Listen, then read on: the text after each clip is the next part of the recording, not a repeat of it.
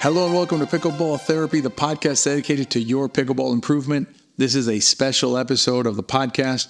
Had the opportunity to sit down and chat with Lee Whitwell. Lee Whitwell is a professional pickleball player, but more importantly, she is an ambassador of the sport, and I mean that in every sense of the word.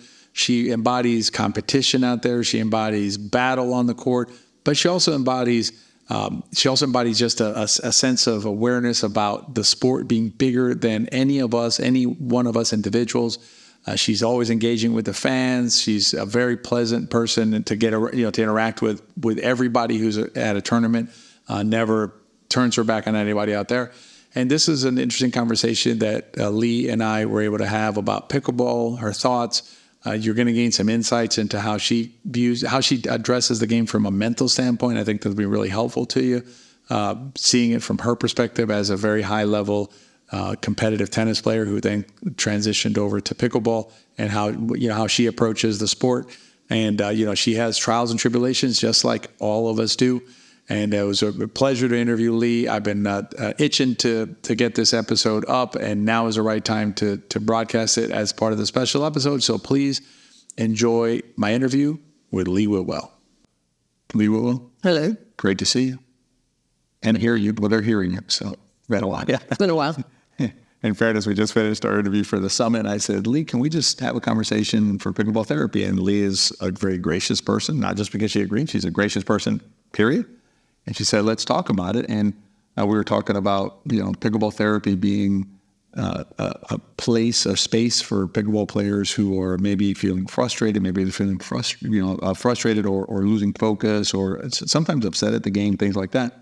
And so I thought, Lee, if you could share with us some ideas, and ask you to share some ideas on the mental side of the game. And why don't we talk about it first? Let's be very practical. Let's talk about it. Lee Whitwell's in a very tough match, whether it's tennis or pickleball, whatever sport you want to choose, you're in a tough match. How does Lee Whitwell, reach out and grab from her reservoir of mental tips and tricks to get through those adverse times that we feel sometimes around on the court? To asking me to reveal all my secrets. Not one of them. One of them. Wow. For the good of the community, the pickleball community. Well, now that you phrase it that. There you go. We all have bad days out there, and especially in competition, and when you're deep in the tank and things aren't going well. One of the things I do, besides breathing, right? Because 9 times out of 10, when things get tight and we start to put a lot of emphasis on we have to win this point, because if we don't win this point, we need to side out because we're going to lose the game. That's a lot of chatter that goes on in your head. And trust me, I'm the queen of chatter. I only share about 10% of what's in my head. The other 90 apparently is not PG-13 and cannot be said publicly.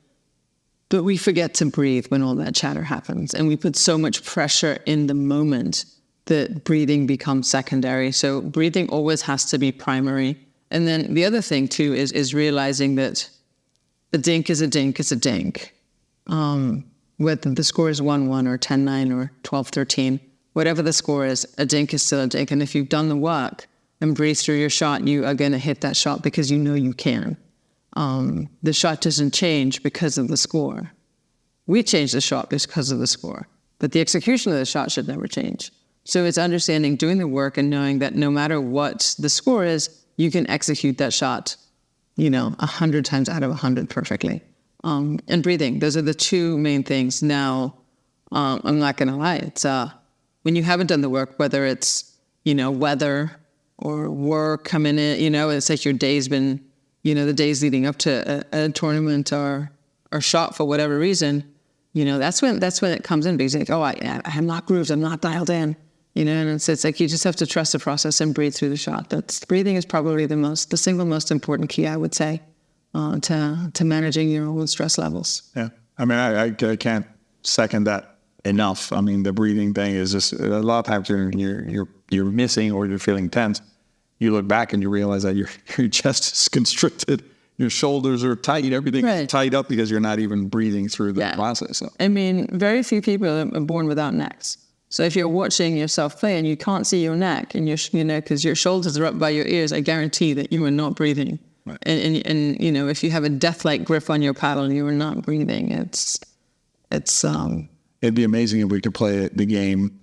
I've mused about this before, where you basically play a game where, you know, you and I were just playing, and then at some point there's like a light that flicks on, and we go, oh, okay, Lee, I guess we're done. And so we walk up and we look, oh, okay, Lee, you have 11 and I have 9, so congratulations, you won. And Right. we're not worried about the score while we're playing, because you're absolutely right. I mean, the scores, you know, generally speaking, the score should not affect should not influence the shots you're hitting or the strategies you're making. You're going to hit the shot that makes the most sense, ideally, and execute the strategy that makes the most sense.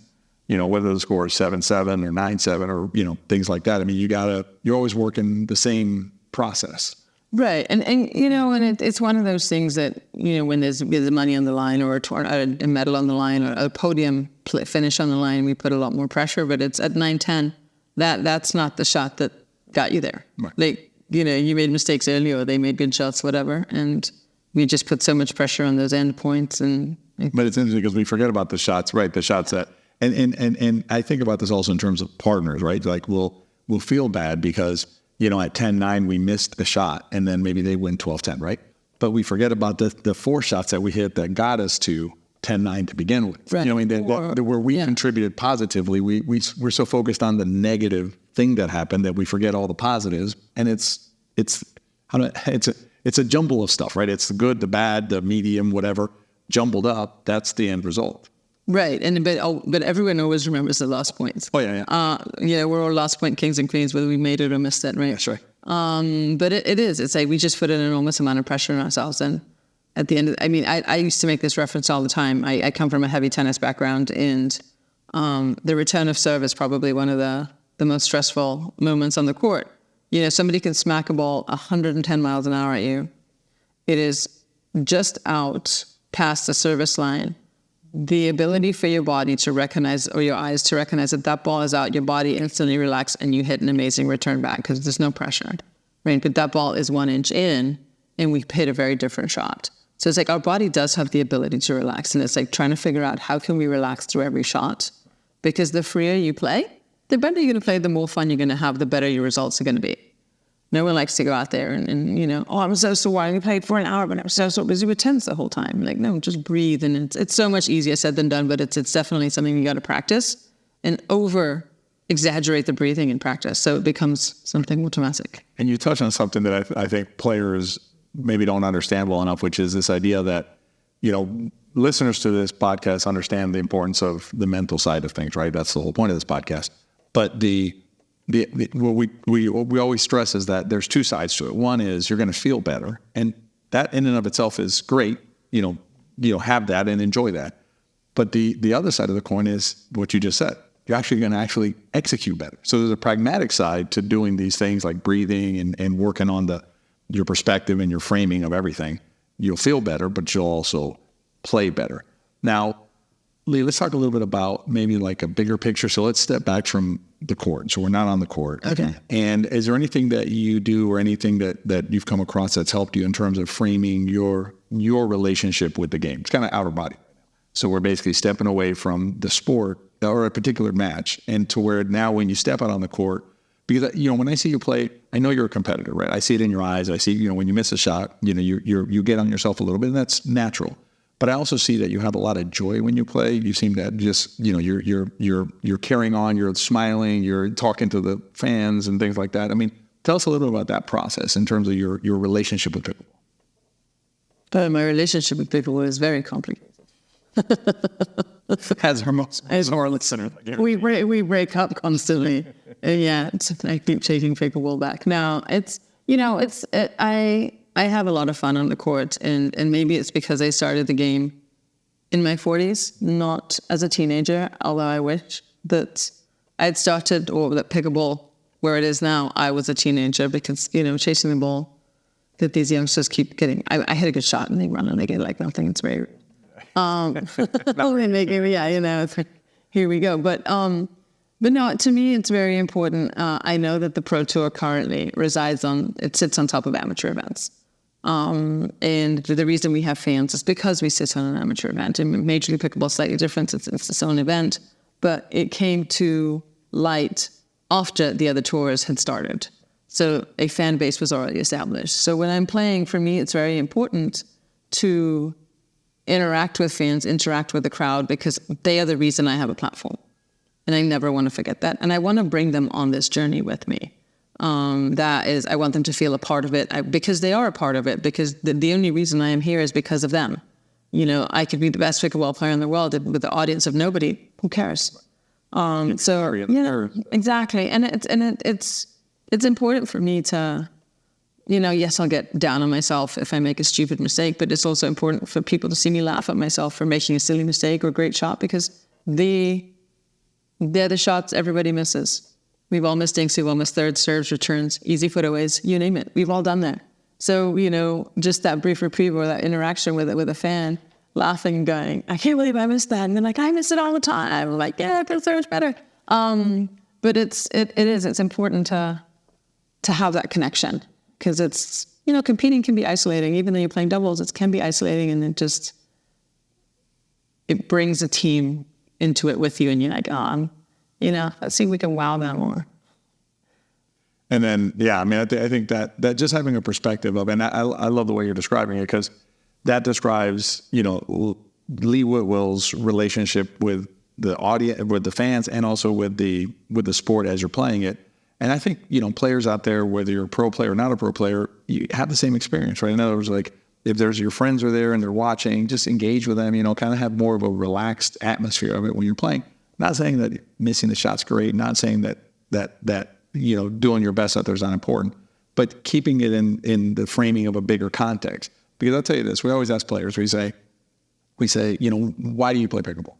And no one has ever said to us, I play pickleball to win the games. You know, no one's ever answered that. Usually it's fun, exercise, my friends, you know, getting out of the house, being active, things like that. I'll be the first. I play pickleball because it's the only thing I'm winning. No, I'm kidding. The story. I want you to. The listeners may not have heard the story of how you got into pickleball, so we're going to get into that in a second. So you brought it up, so we're going to get into that.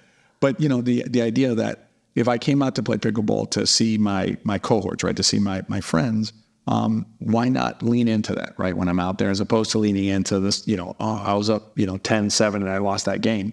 Lean into the positives of the experience. All right, so tell the story. How is it that you got into pickleball, and a little bit maybe what's meant to you, and then in the Riff we're going to talk about some stories that you're going to share about other players. But let's talk about Lee Whitwell right now. This is my most uncomfortable topic. Not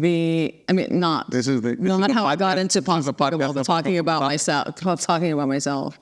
I got into pickleball with a really good friend of mine, Lisa Pounce. They could ask me to play in a tournament.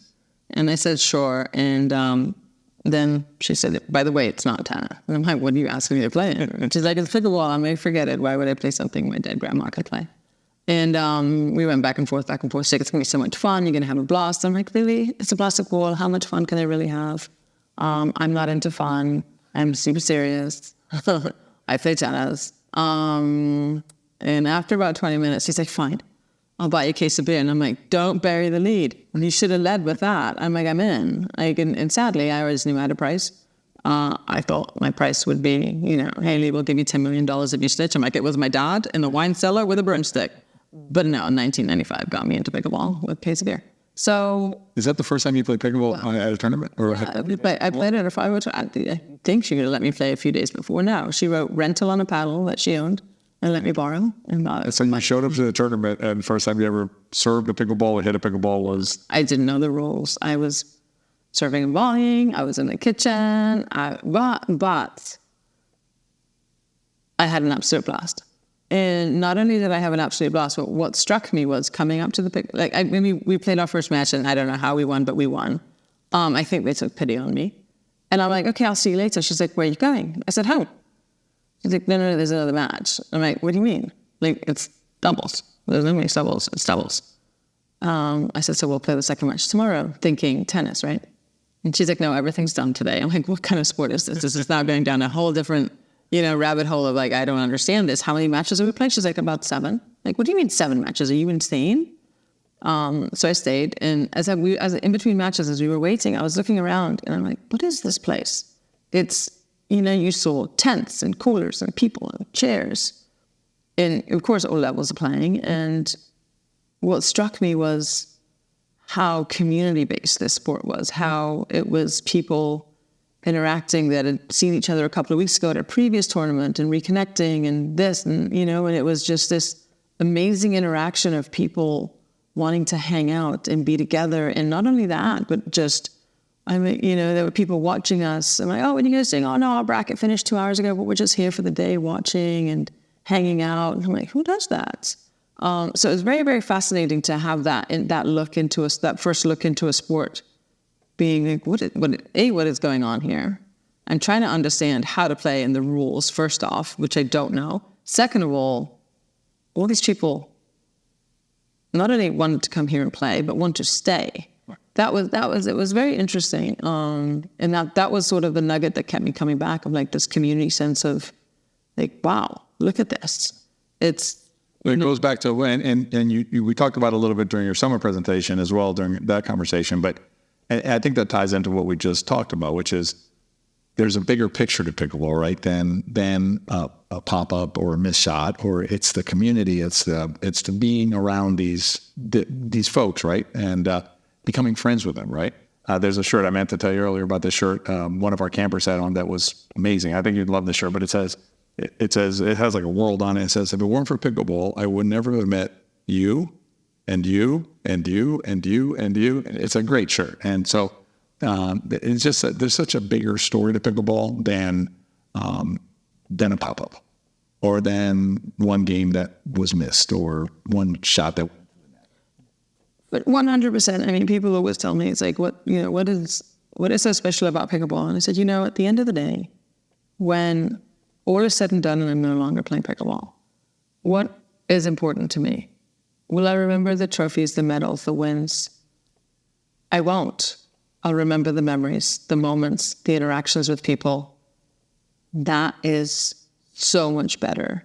I mean, I remember at the US Open this year, we played terrible for whatever reason. And I was just bummed, because it's like everything should have pointed. Oh, I know. Everyone was cramping that year, this past year. That's what it was. But everything pointed to the fact that we were on track to podium and win, right? And I was just gutted I don't know why I put so much pressure on myself, but I was just gutted and these people came up to me, and this one lady came up to me and said, can I take a photograph? And I just lost. And I'm like, oh, please don't ask me to go. I'm not in a good space. I said, just give me 1 minute. I've got to put all my stuff away. She's like, oh, I'm so sorry. I just realized what I've asked. I'm like, no, you're fine. Let me just put my stuff away. And she overheard a conversation I was having with my partner. And she came up to me and she's like, none of us here care if you win or lose. We're fans of you, and we love how you bring us into your match. Don't change. And that struck a huge chord.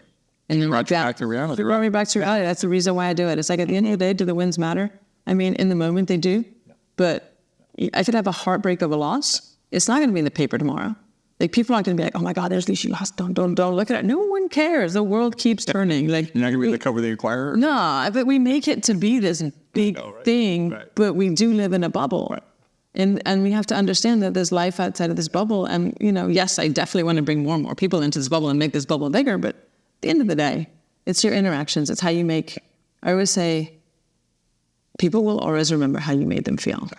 So I would like to make people laugh and feel good about themselves. For the most part, I think I do that. Occasionally. 98%. 97% of the time. 3% of the time. If you get the other side of me, you probably deserved it. I'm sorry. But it is. It's like people always remember how you make them feel. And to me, that's what pickleball has allowed me, that vehicle, to be able to make people feel good, to laugh, to enjoy an interaction or a stupid moment that I do on the court, or a great moment, so. And let me play on that a little bit, because I think I think there's a lot to that, in the sense that you're a pro player, right? So the folks you're interacting with, the US Open are interacting with you, and initially, at least, like that the person who wanted the picture with you, before that, didn't know you. But they knew you, like across the fence, so to speak, right? Mm-hmm. And then they had a moment to interact with you, and now they know you on the other side of the fence. What I would suggest is, for anybody listening to this, any player listening to this, you don't have to be a pro player to have a Lee Whitwell moment on the court. What I mean by that is, and I just had this idea, so I think it's pretty good. You tell me what you think. But basically, why can't everybody be like a Lee Whitwell on the court? Meaning, you miss a shot, there's players waiting to play open play. You turn around and go like, "Oh my God, I can't believe I missed that!" Right? And so now it's a fun interaction. Right. You're reaching outside of the fence, so to speak, right, and having an interaction with the folks outside the fence, and it gives you a better perspective, a bigger picture of the whole thing.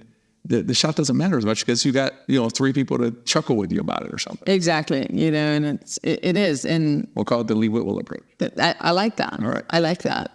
We do have a thing called the Hackenberg rule for Jim and Yvonne Hackenberg, so we do name things and they just stick sometimes. I mean, I have a walkway already, but I prefer this approach better. It's the Lee Whitwell rule. It was like basically Lee Whitwell rule is better than the Whitwell walkway. That's another podcast. It's a whole different thing, but no, I mean, it's like, there's a couple for me at the US Open. There's a couple of defining moments, and one of them, and going back to, I think it was a year ago, this one lady came up to me in Arizona, and she's like, "I love your Instagram. I love what you're doing." She's like, "You pulled me out of a really dark place." That is what I do. This is the reason why I do what I do. Did I care that I had a great win? No, that right there trumps everything.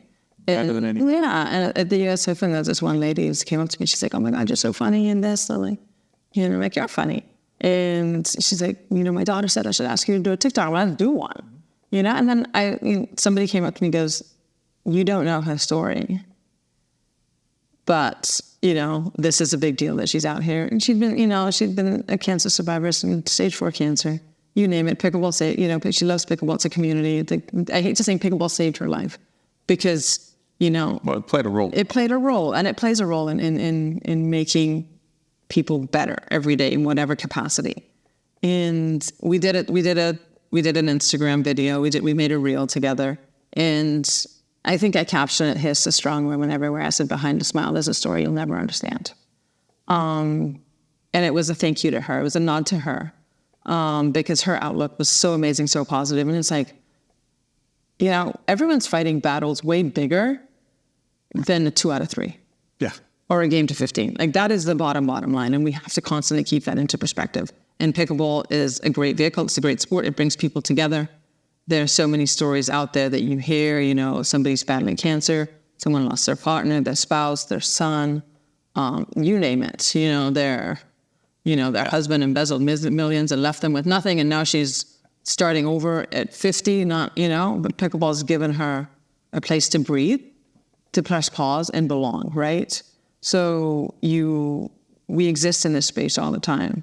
And I think sometimes as pros, we forget that there is a huge platform that sits underneath us of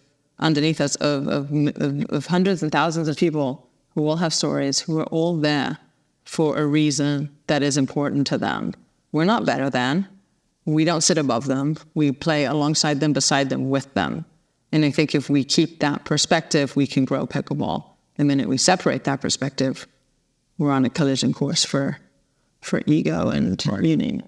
And I think we have to view ourselves, Lee, and I think this is how CJ and I view our roles in this whole pickleball ecosystem is, if we have a voice, I think we need to be stewards of the sport for the players more than for us as either professionals or businesses or whatever it is, right? In other words, there's an impact on the in the lives of players out there all over the country, all over the world, and it still has so much more to grow.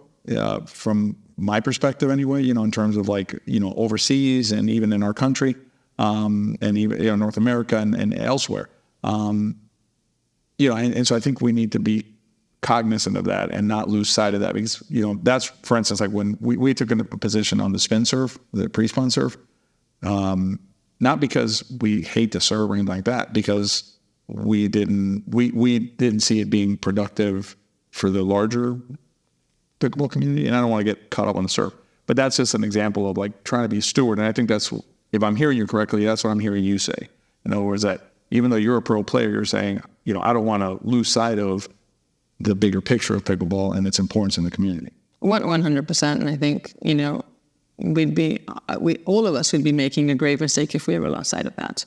We all live and breathe and work in this space, and we need to do whatever we can to keep it growing, to keep it healthy, to keep watering it.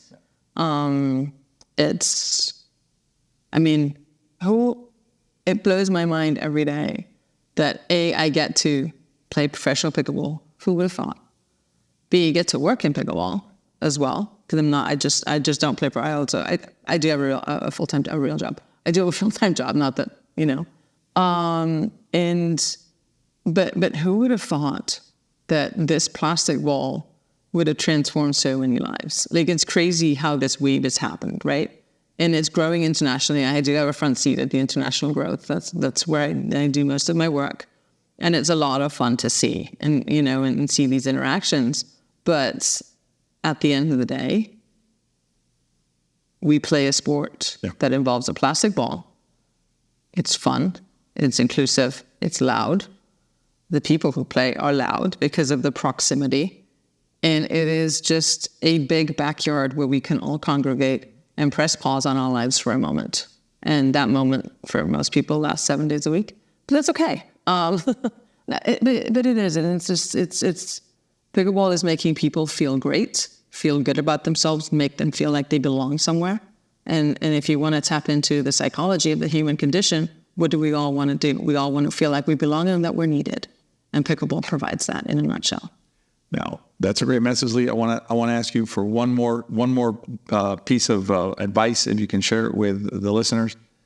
We always close the podcast. The end of the podcast every week is, if you enjoyed the podcast, share it with a friend. If you enjoyed it, they probably will too. I think let's expand on that. Not the podcast. Let's expand on that on pickleball. So if someone's listening here, and what would you recommend to them, or what are your thoughts about them sharing this beautiful sport with somebody else, a friend, a family member, someone going through a difficult spot in their lives? I mean, what message do you have on that front? I mean, they may take your spot in open play. And they might. No, they're not going to take it. No, honestly, it's like, if you play pickleball and you think some people who might play pickleball or might want to play pickleball, introduce them to the sport. Go out there and, go have a laugh for 20, 30 minutes, teach them the sport. We all have some level of hand-eye coordination. Some of us is better than others, but we can all make contact with the ball. And the joy you see on people's faces when they start making contact with the wall and then get better and better, right? It's the one sport where you can see improvement very, very quickly. So I think that we are all ambassadors of the sport. We all love pickleball. And we all collectively need to help grow the sport and get people out there playing. And, you never know your neighbor. Introduce your neighbor to pickleball and they'll end up with 300 friends they didn't know they wanted or needed, and you might have saved their life. Honestly, and I don't say that lightly. It's done so much for so many people. And I could go on for hours about the stories I hear every single day about how pickleball has saved someone or changed someone or transformed their life in some way, shape, or form. And we get to play that role and a part in that every day. And that is an honor and a privilege, and we should never take it for granted. You heard it here from Lee Whitwell. Be active, not just in playing and improving yourself as a player. Be active in helping others learn this amazing sport that you love. Lee, it's always a pleasure to see you, and thank you for being part of the Pickleball Therapy Podcast. My pleasure. Thanks for having me.